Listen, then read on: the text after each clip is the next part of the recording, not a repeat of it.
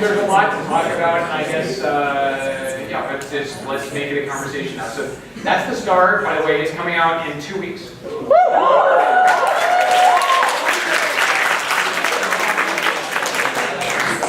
You stop taping. Yeah. Okay.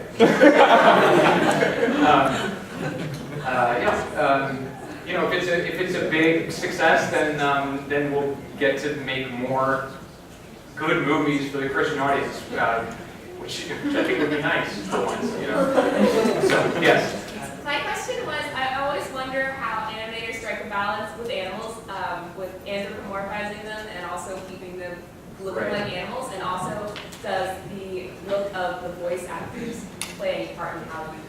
Well, it's the first question is totally a style thing, because if you think about Bugs Bunny, there's nothing bunny-like about him except that he's got ears. He's totally a human being, so he's a biped with full-length arms. Same with Porky Pig. Porky Pig doesn't move like a pig. He wears a suit and tie. So in this movie, the character designs and the whole thing was, since they're going to coexist with human beings in like a real-world setting, they should move more like animals. And so there, in some ways, it's more interesting because you have to work within the constraints of real animal locomotion to express human emotions. And so, you know, you can't have anyone gesture with their hands. That's a huge limitation. And so, you know, so that's hence the thing with Tracy Morgan gesturing with his head more than anything else. Yeah, but you kind of come up with ways to do that. The thing is, animals, one big thing is that human beings understand dog emotions really well. And so if you have a quadruped, I mean, if you saw Tangled, they make even a joke out of this, but basically a horse and a donkey and a lot of other animals don't emote in clear ways. Like if a donkey's ears go down, it means it's angry. But that looks scared and submissive to us because we're used to reading dogs. And so one cheat that we do a lot is just put dog body language onto other animals. You know, because that makes it clear. So there's a little bit of tail wagging in the movie from animals that don't really wag their tails. You know? And then, you know, it depends with the voice acting thing. Oftentimes yes, sometimes no. I think it's particularly helpful, like with a guy like Tracy Morgan, that voice is not possible without pouting your lips. And so that rig can have any, you know, that rig, as far as what I mean by that rig is that CG character design could be like this all the time, but because of how the voice sounds, it just would never fit unless we kind of gave him the... Yeah, Tracy, I mean, you've seen Tracy Morgan.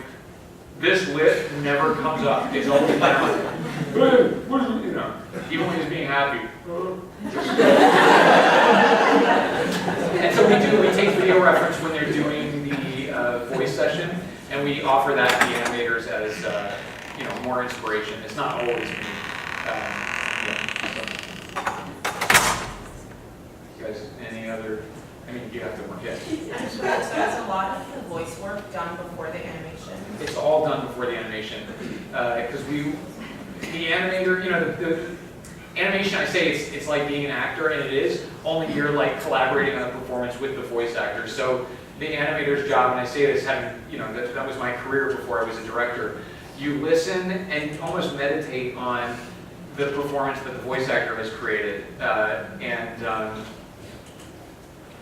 and you listen, you know, like, have you seen the presence these guys are bringing? You know, the presence is getting some kind of emphasis, so you know there's got to be something happening physically there. So you know, and then gold, myrrh, frankincense, and he really made a meal out of frankincense. So then something you want to do. So you really, as an animator, you let the voice artist take the lead, and then you try to find a way to embody that sort of sound, you know, visually, basically. And you can't do it would be so limiting for the animator to animate first, and then have the voice artist worry about not only performing but also lip syncing. So so we always have the voice come first, and then animates the voice. Ask questions about, well, yes, ask away whatever questions you got, but let's talk about, you know, Christian stuff too. But yes, no, your question, whatever it is. That was all my question, but I was just wondering what your favorite animated movie was. It's hard to say. I will say that in high school I watched Nightmare Before Christmas probably 80 times. I used to watch it like every weekend as a freshman in high school when I also was wearing only Hot Topic shirts.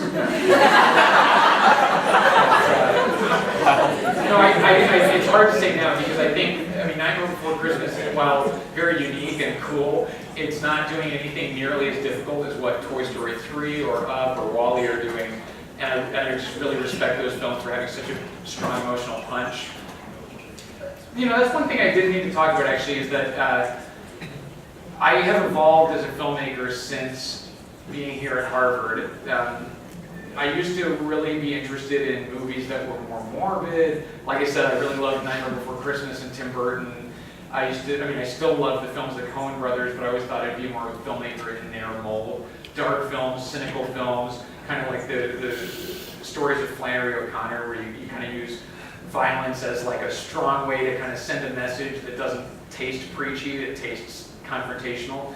All of that really appealed to me, but then I made Head Over Heels because I had one idea, Head Over Heels, and I had another idea, which was about two brothers who were running a gas station in the middle of the Arizona desert. I'm from Arizona, and there were these gas stations like surrounded by 100 miles of desert on either side. I always thought that is like the bleakest job that I can imagine.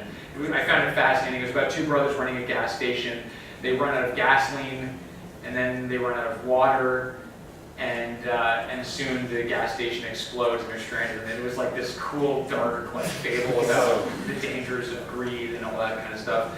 And I presented both ideas to Hannah, my now wife, then girlfriend.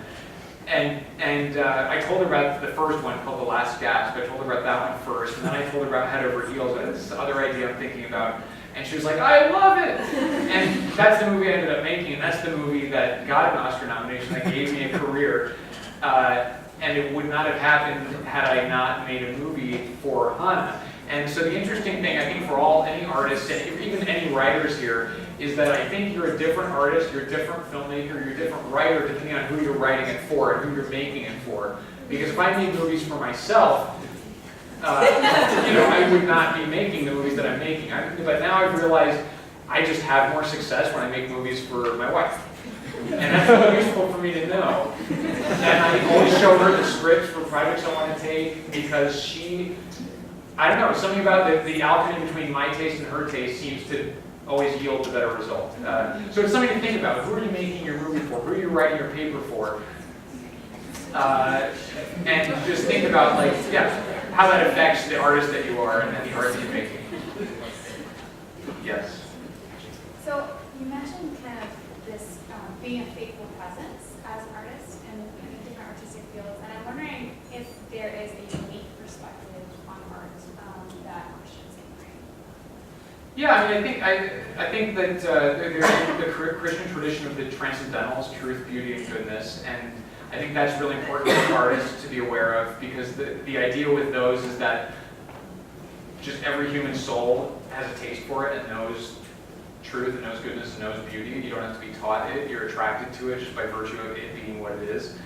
And I think that too many Christian filmmakers especially try to make persuasive movies instead of just beautiful movies. Mm-hmm. You can contrast. Granted, I have not seen God Is Not Dead, but I gather that it's more on the preachy, persuasive side of things. I think you can contrast that with The Tree of Life, which is presenting something very deep, very beautiful, and is just inviting someone. It's just inviting you in rather than arguing you something. And I think that that movie could only have been made by someone like Terrence Malick, who is he's Episcopalian and a very deep, prayerful soul based on that movie, because watching that movie was like praying for me as a viewer. And I think that's also why the Christian audience really responded to The Passion of the Christ, because it was something that clearly was the result of a lot of personal meditation. It wasn't trying to preach Christianity as such, it was just trying to spend time with Jesus in his last day, and it had a real humanity to it as a result of that. So, as a Christian, I believe that Christianity is the fullest, what's the phrase? the fullness of what it is to be human is contained in Christianity, and that, in the words of Pope John Paul II, Jesus Christ reveals man to himself, which is an interesting way to think about it. I think Christian movies should be deeply human and deeply true about what the human experience is, not necessarily just trying to change culture and make a point to the culture, not trying to argue a point. But if we just make movies about what is true, that's what I was trying to do with Head Over Heels. Head Over Heels would never have been successful if it didn't tap into something that the audience already had within them. Pascal has this quote, Blaise Pascal, this philosopher who I love, because he never wrote a whole book, he just wrote a bunch of notes, so it's like the easiest thing to skim. Blaise Pascal has this thing that when he says when a natural treatise, by which we could say a novel or a movie or whatever, anything, let's say for the sake of argument today, a movie. When a movie presents something good, true, and beautiful to the audience and it resonates, the audience member loves the creator not because he's revealed his own treasure to us, but because he's revealed the treasure that we have inside of us already. And that's an important thing, I think, for filmmakers to keep in mind is that, that ideally you're just revealing something that's already inside the person. That's where I think a lot of these persuasive movies go wrong. Yeah. Yes? When making The Star, I know you mentioned how you kind of want to strike a balance between not making a movie just for Christians, but then also really having that Christian influence. Kind of what was the process behind that? Were there certain elements that you knew you wanted to keep that would appeal more to a Christian audience? I mean, I think the biggest difficulty to just talk craft is that most stories in the Bible don't have a 3-act structure, and a movie is by definition something between 70 and 120 minutes that has a beginning, middle, and end within that span of time. That's the commercial reality of what a movie is, and it's sometimes hard to make a Bible story fit into that. I think it's particularly the case with the Nativity, which you have to look at as Act 1 of the biography of Jesus. It's not a whole story unto itself. There's nothing glorious about the birth of Christ. The whole point is that it's not glorious. It at least doesn't look glorious on the outside, right? So it's not a great payoff to a movie. And so I wanted to make sure that we didn't cheat and make Jesus like glow in the dark or something, work miracles. But at the same time, the movie had to feel like there was an ending, like it was a satisfying ending. And so the way that we found to do that was following the story of these animals allowed us to write whatever story we wanted about how the Christmas event affected Bo the donkey that carries Mary into Bethlehem. And for Bo, that is an answer to his question. The birth of a baby that everyone says this is a king. Bo is a character that he starts out going around in circles on one of these donkey mills, grinding grain day in, day out. He knows he's called to do something great. And in his mind, that's to join the royal caravan. It's like playing for the NBA if you're a donkey. It's like the best thing. Glory, fame, wealth. But over the course of the movie, he kind of befriends Mary all the time, saying, I'm going to join the royal caravan, join the royal caravan.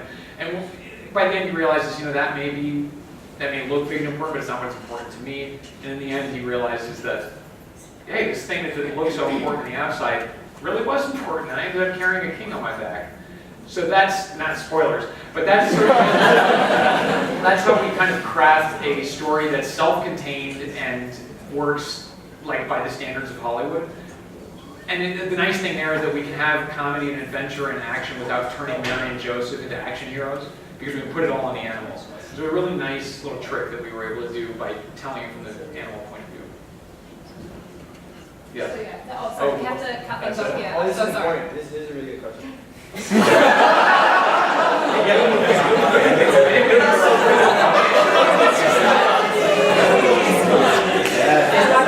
One last question, go for it. Yeah, what part of Arizona are you from? Yeah, I'm from Tucson. Oh, okay, cool. I'm from Tempe. Well, thank you for nice to meet you.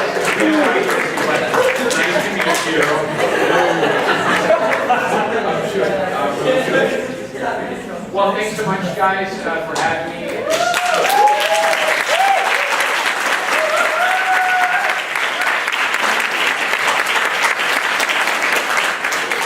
Yeah, come on. talked about, but there's never enough time, and just keep at it, and look, hey, if there's anything to come away with, I think it's that you are where God is calling you to be. The way that you're going to be holy is by doing what you're doing right now well, right? And that applies when you get out of college too, and when you're doing your job, if you're in film or whatever. Just, don't try to make faith-based chairs and tables, just make really good chairs and tables, right? So, thanks so much. And God bless.